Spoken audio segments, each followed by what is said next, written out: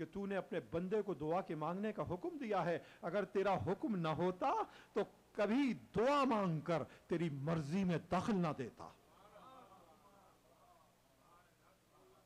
اگر تیرا حکم نہ ہوتا تو کبھی دعا مانگ کر تیری مرضی میں دخل نہ دیتا۔ یہ آپ کا دعاؤں کا مانگنا کیا بتا رہا ہے؟ راضی و رضا رہنے کا تو تقاضا یہ ہے نا کہ جو کچھ ہو رہا ہے آپ خوش رہیں، جو کچھ ہو رہا ہے اس کو تسلیم کر لیں۔ یہ دعا کا مانگنا بتا رہا ہے کہ آپ کچھ چینج چاہتے ہیں۔ اس لیے رب العالمین نے بندگی کی عزت کو رکھا کہ بندوں کی خواہش سے نہیں، اپنے حکم سے دعا منگوائی۔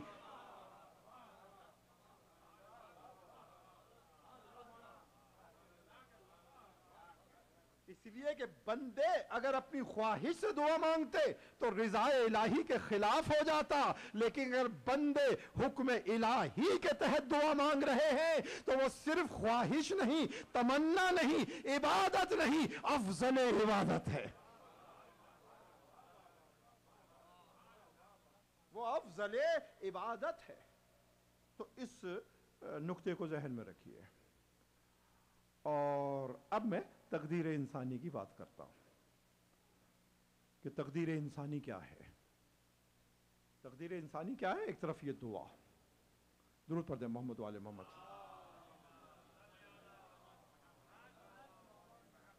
اگر تیرا حکم نہ ہوتا تو میں کبھی دعا مانگ کر تیری مرضی میں دخل نہ دیتا۔ یہ کائنات اور کائنات کا ذرہ ذرہ اور کائنات کا ہر لمحہ، اس کائنات کے ذرے ذرے پر، ہر لمحے پر اللہ کی مشیت کے فیصلے نازل ہو رہے ہیں۔ اللہ کے فیصلے نازل ہو رہے ہیں کہ جو مشیت ربانی ہے۔ دور پڑھ دیں محمد والے محمد پر۔ بیٹھ جائیں عالم صاحب پلیز، یہ بڑا فلسفیانہ ٹاپک ہے، آیتیں بھی ہے نا، پھر گڑبڑ ہوگی موومنٹ کی وجہ سے۔ درود پڑھ دیں محمد والے محمد پر۔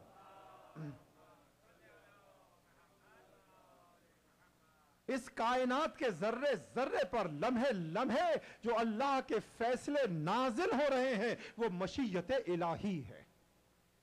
اور اسی کائنات میں ایک بندہ ہے، سارے بندے ہیں کہ جن کو اس نے حکم دیا ہے کہ دعا کو مانگو۔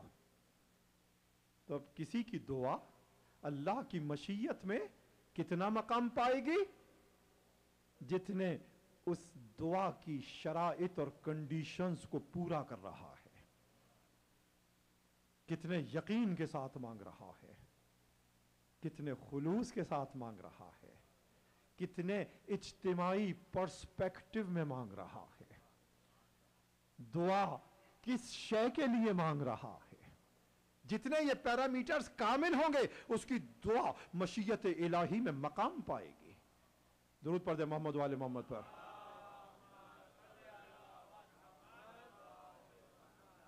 ایک مرتبہ درود پڑھ دیں محمد والے محمد پر۔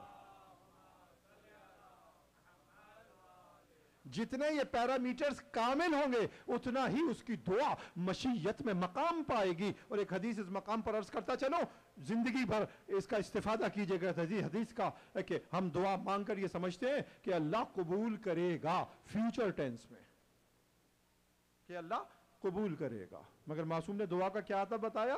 کہا کہ جب دعا مانگو تو یقین کر لو کہ اللہ نے قبول کر لی،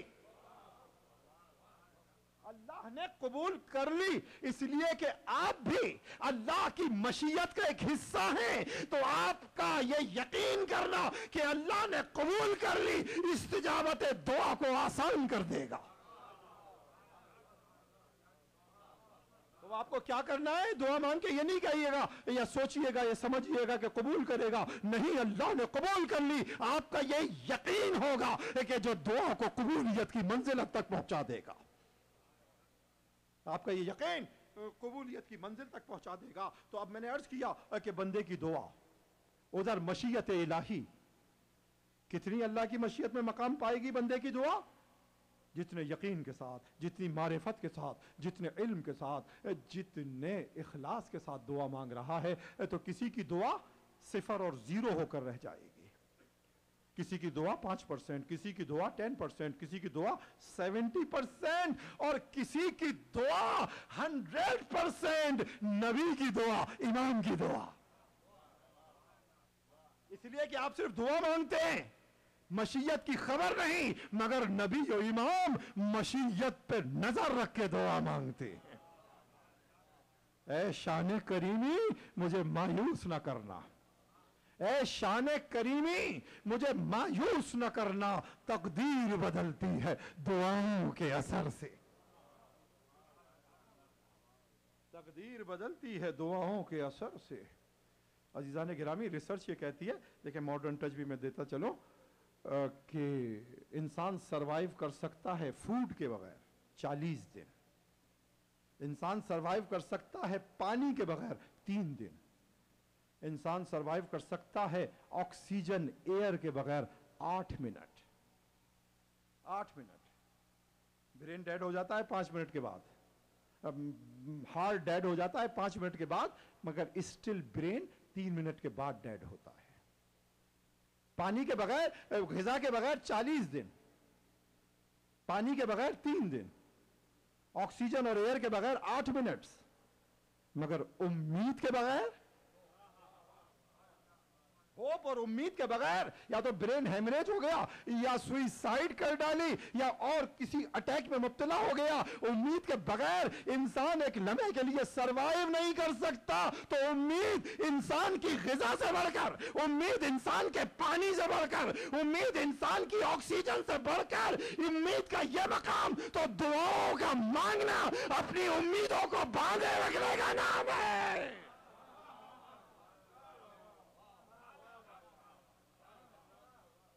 دعاؤں کا مانگنا اپنی امیدوں کو باندھے رکھنے کا نام ہے. یہ ہے دعاؤں کا مقام انسان کی حیات میں، اس کی غذا سے بڑھ کر، اس کے پانی سے بڑھ کر، اس کی ہوا سے بڑھ کر دعاؤں کا مقام. تو اب کسی بندے کی دعا 0، 0، کسی کی میکزیمم انبیاء اور ائمہ کی دعا، یا ان بٹوین اہل ایمان کی دعا. اب آپ سنیے گا، میں نے یہ جو مقدمہ قائم کیا صرف تقدیر انسانی کی ڈیفینیشن کے لیے، کہ انسان کی تقدیر کیا ہے. بہت غور سے سنیے، تقدیر انسانی کیا ہے؟ درود پڑھ دیں محمد والے محمد پر، ان کو پکڑ کے بٹھائیں. تقدیر انسانی کیا ہے؟ ایک مرتبہ درود پڑھ دیں محمد والے محمد پر. اس کو سب پکڑ لے بھائی. میں اپنا مقطع پیش کرنا چاہ رہا ہوں. درود پڑھ دیں محمد والے محمد پر.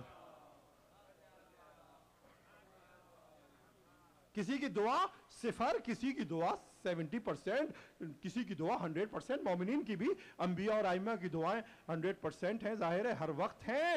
عزیزان گرامی، تقدیر انسانی کیا ہے؟ انسان کی دعا، ایک ایک لفظ کو سنیے گا، انسان کی دعا اور اللہ کی مشیت سے جو تناسب وجود میں آتا ہے، تقدیر انسانی بن جاتا ہے. یہاں نعرے نہیں لگتے درود کے، وہ اس کے علی کے اور نعرے حیدری. درود پڑھے محمد والے محمد پر. میں کبھی کبھی کہتا ہوں کہ جب علمی مجلسوں میں پوری قوم نعرے لگانے لگے گی، اس وقت میں سمجھوں گا کہ آل محمد کے علوم کو قوم نے سیکھ لیا ہے. اسی طرح سے نعرے لگائے جس طرح سے کہ فضائل میں لگاتی ہے ان علمی مقامات کے اوپر بھی. درود پڑھے محمد والے محمد.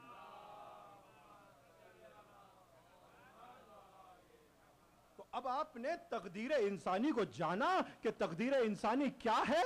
انسان کی دعا اور اللہ کی مشیت سے جو تناسب وجود میں آیا، جو ریشو قائم ہوئی، جو کمپوزیشن بنی، وہ تقدیر انسانی قرار پائی. تو آپ نے دیکھا، ایک اہم بات عرض کرنا چاہتا ہوں، اس کے معنی کیا ہے؟ اس کے معنی یہ ہے کہ تقدیر انسانی فکس نہیں ہے، 0 سے لے کر 100% تک جا سکتی ہے. آپ کے دعا کے خلوص کی، معرفت کی، اخلاص کی ضرورت ہے. تقدیر انسانی فکس نہیں ہے. اور عزیزان گرامی، اب اس سے بڑھ کر